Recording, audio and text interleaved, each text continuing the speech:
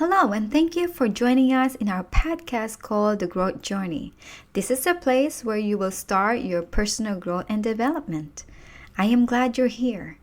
I am your host, Shara Hart. We have a great episode today, and I think this is something that will help you to really have an understanding what the importance of personal and professional growth and development. We are in episode 3 and the continues from the second episode of the importance of today's growth. If you have not yet listened to episode number 2, feel free to check it out. Here's a couple questions for you to start with. Do you agree that you are unique? And my second question is, have you reached your full potential in your life, career, or business? I have asked these same questions when I was invited to facilitate to a larger group. The first question when I asked them, do you agree that you are unique? And a lot of them raised their hands. But then when I asked the second question, have you reached your full potential in your life, career, or business? And guess what? Not a single one raised their hand. Why? Because we all believe we have room to grow. We are aware that there's something that we really wanted to do, but not quite sure yet how to proceed with it. Or perhaps we do not know where to start. Again, going to my first episode on where do I start, majority of us have the similar question. Maybe this is one of the many reasons why you tune in into our podcast. And I thank you for that. So let me ask you this again. Do you want to be a better person tomorrow than you are today? I am hoping your answer is a good, loud, and clear, resounding yes. Growing yourself daily and consistently, it will guarantee that you will be better than you were the day before. Here's something for you to do later on during your free time. So go to Google and go to the Google search and type in the phrase personal growth. You will be surprised. You will see there are over 44.5 million. Yes, it's 44.5 million entries just on personal growth. One of my mentors happened to be at the top of the personal growth guru chart.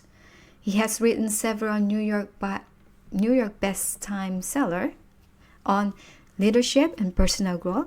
In fact, he has written more than 100 books and sold more than 26 million copies.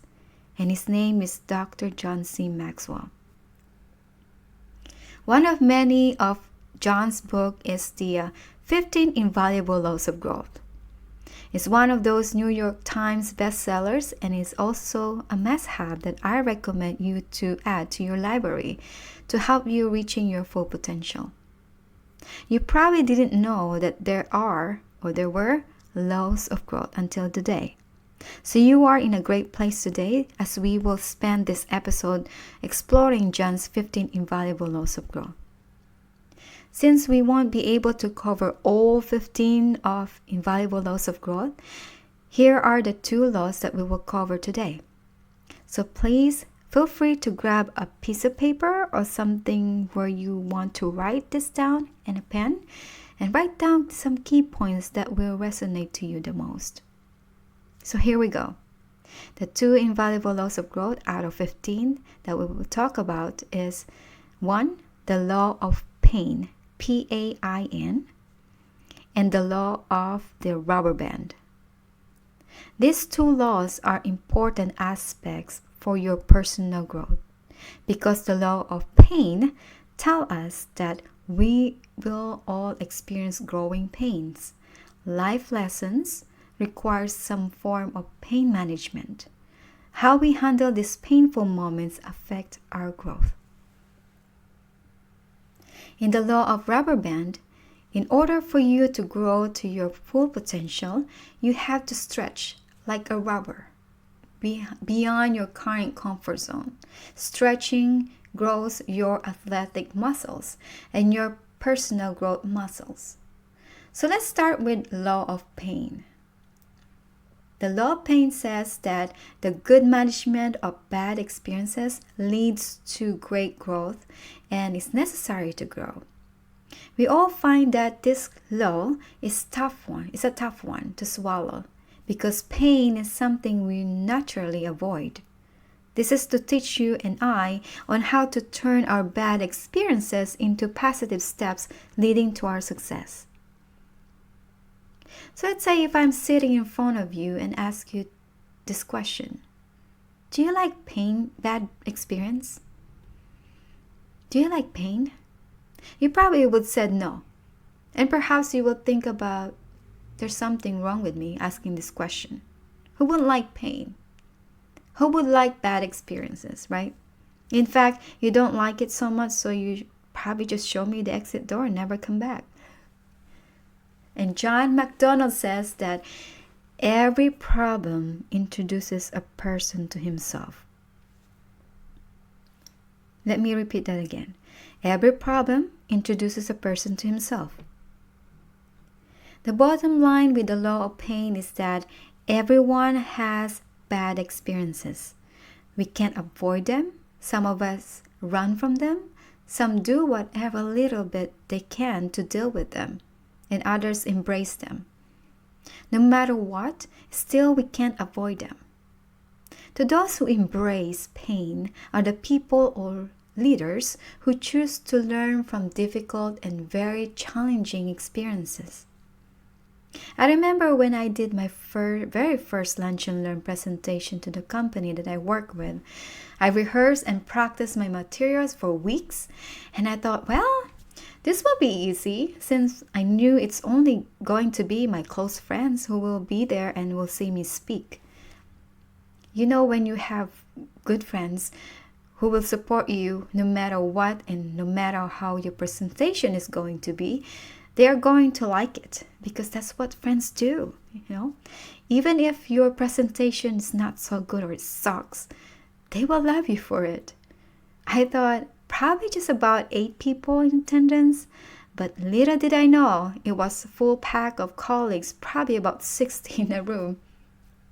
And I'm not prepared for it, mentally speaking. As I was started my teaching, and I noticed that I forgot a lot of it. I felt like I was all over the place. I'd missed some key points and the important messages that I would like to convey. The good thing is that I have notes in my index card. However, I realized so much in my index card or in my notes that I was just reading it and not really connecting to my audience. It was about 45 minutes, although since it was my first time, I was relieved that I did it. As my mentor always tells me, you will be not so good or sucks at the first time, so might as well get over with it and do it again. What I've learned from that bad experience is if you think you rehearsed and practiced enough, do it more. And most importantly, no matter how big or small your audience is, speak as if it were like they are your close friends. This way, I can connect with them more. So many people take the should have, would have, or could have path when dealing with bad experiences. So here are some types of pain we face, and it's also called the pain files. So here we go. The pain of incompetence, where a person would say, I should have seen that coming. The next one is the pain of financial loss, where a person would say, if I could only get that back. The pain of not being number one. And a person would say, I would be at the top if it wasn't for, you can fill in the blank. The pain of change, where a person would say, they don't know what they're doing. They should have listened to me. But just because we have our pains in files like this, it doesn't mean we should ignore them. We keep files so we can remember and grow from experiences such as this, to look back on, to refer to, but I would suggest do not linger with it. Instead, turn these pains into gains. The truth is, very few people can take positive experiences from bad experiences. And many people become bitter from having bad experiences over and over, and I want to help you find ways to become better. There's a phrase called positive life stance. If you have not heard of it, it means we need to look for the positive lessons in every experience. There's always something positive, but you may not see it at the time of the experience. When you live your life with a positive life stance, you find that good will become better, and the bad will not be as bad as it seems in that moment. So aside from positive life stance, you also have to embrace the value of your bad experiences. You have a choice. You can look at your bad life experiences and be the setback for them or learn from them. We can also make a good change after learning from bad experiences. It has been said that a bend in the road is not the end of the road unless you forget to make the turn. What happens to us is rarely the end of the road. Many of us focus on our feelings about what has happened to us rather than focus on our thoughts and actions that will lead us in a better direction. Here are a few questions for you to think about. How do you deal with pain? Do you do anything and everything possible to avoid pain at all? Or do you endure it since you know you have to get through it some way or another?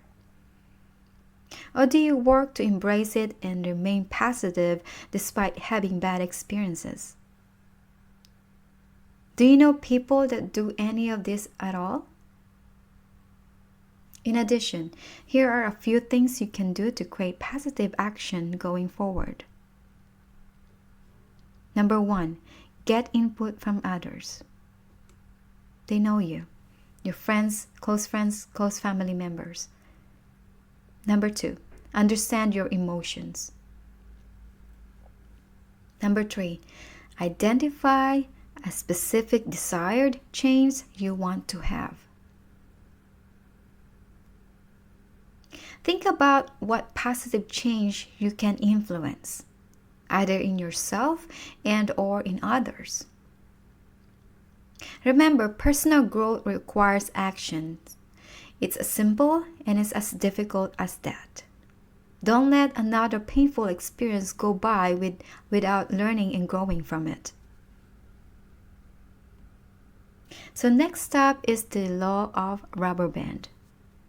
For this law, it says growth stops when you lose the tension between where you are and where you could be.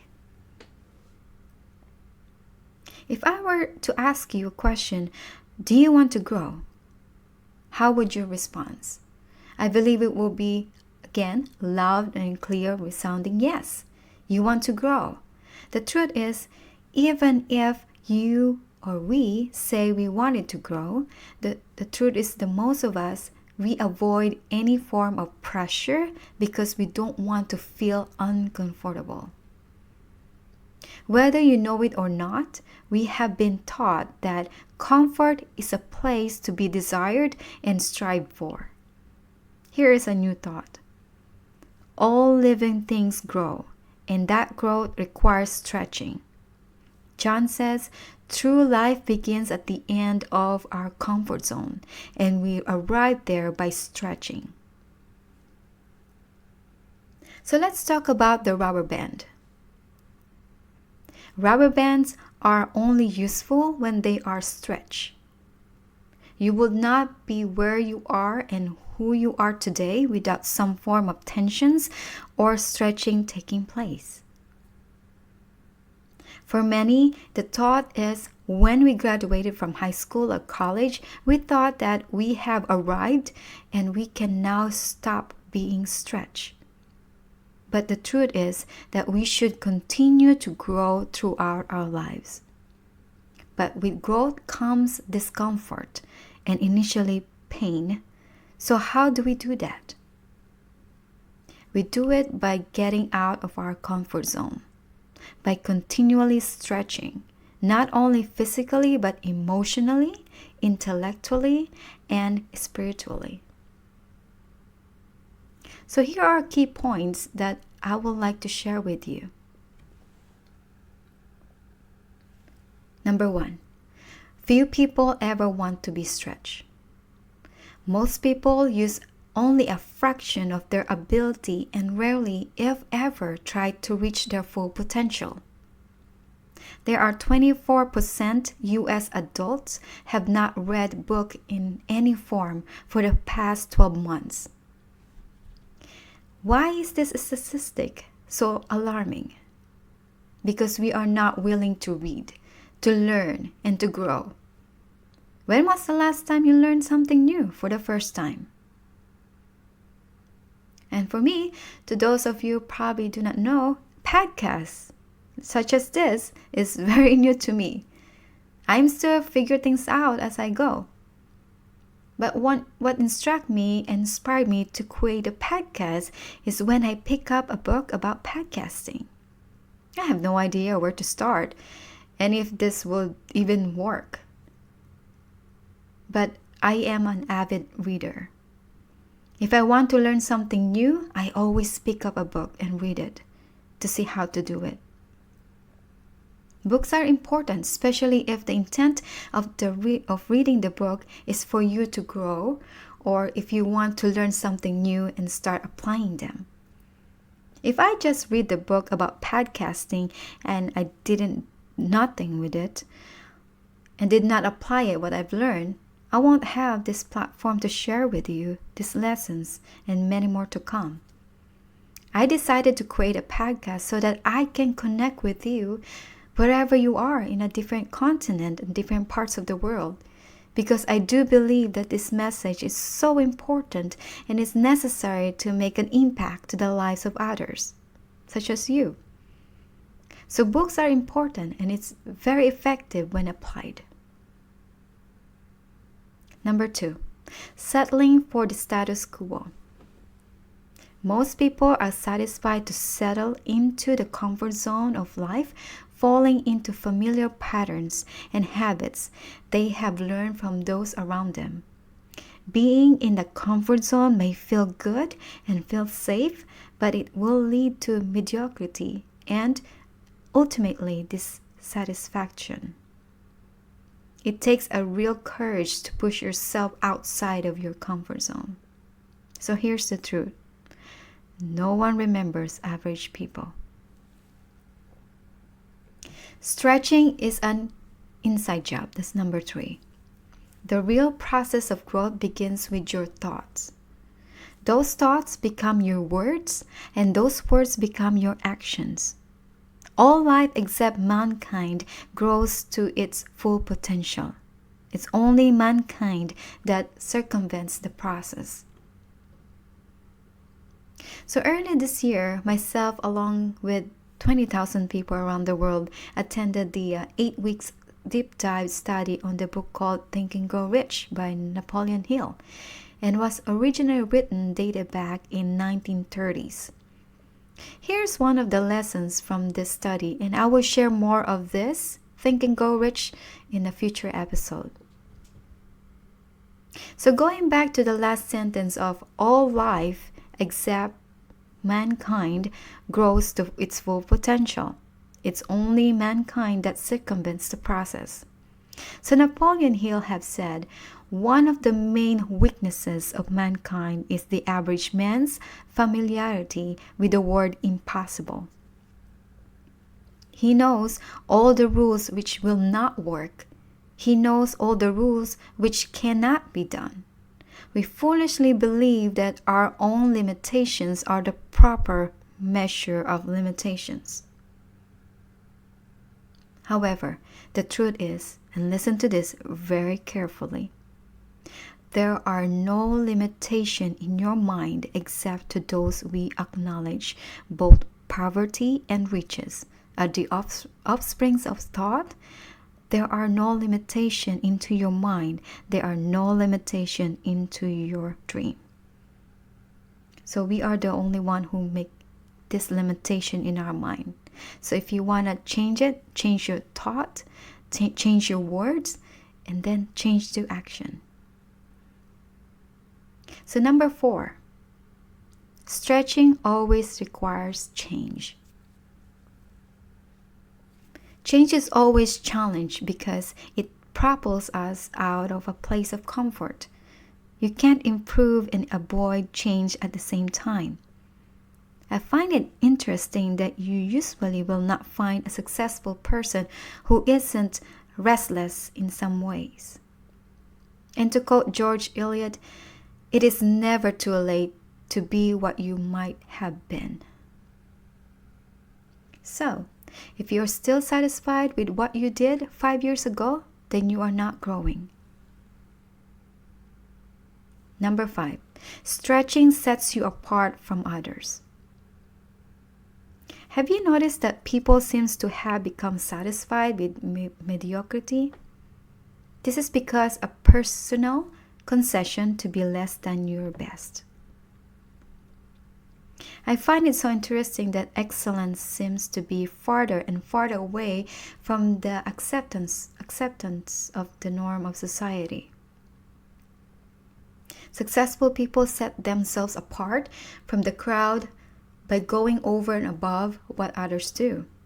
As you stretch and get better, you will be able to affect and infect others who will follow your lead, and everyone will become better as a result. So number 6, stretching can become a lifestyle. It is your routine every day. Similarly, when you work out every day, it becomes your routine and become your habit. It is said that if you want to pick up a new habit, do it every day for 21 days. Because when you stop stretching, you stop growing and perhaps even stop in some ways. Number 7, stretching gives you a shot of significance. You see, if you are going to grow yourself, you must first know yourself. What is the gap between good and great? Could it be that our ability to close that gap is directly related to our willingness to be stretched? Who are you having a positive impact on today? Who is it that you intentionally invested in today that it making a difference in them and you? John have said, I want to make a difference doing something that makes a difference at a time that makes a difference with the people who make a difference. People who are committed to stretching themselves will make a difference. The real bottom line of the law of rubber band is, are you always looking for a better way to do what you already do? If you are, then you need to know ahead of time that it will stretch you out of your comfort zone and propel you into your desired future. And in closing, as you deal with your day-to-day situation, whether business or personal related, you are going to have several painful experiences. How you choose to deal with those determine how you positively or negatively impact your circumstances and influence those around you. What I'm saying is, when life gives you a lemon, remember the tensions of the rubber band and use those lemons to make lemonade. I hope you have find these lessons valuable. If you do find this valuable, please feel free to share this episode or the podcast itself to your friends, family members, your colleagues or coworkers at work. I'm sure they will appreciate you sharing what you've just learned today. By doing that, you too are making a difference. So with that, we briefly touch on the 2 of John's 15 invaluable laws of growth. Imagine doing a deeper dive into these laws. What will that do to you or for your personal growth? To get a deeper dive of these lessons, please check out my website at www.shareliheart.com. And feel free to sign up on the website to notify you when the course is available. You can also reach out to me via email at cheryl@shareliheart.com. And I want to leave you this phrase, and I want you to always remember this. If you don't invest in your own personal growth, no one will. Take care and be well.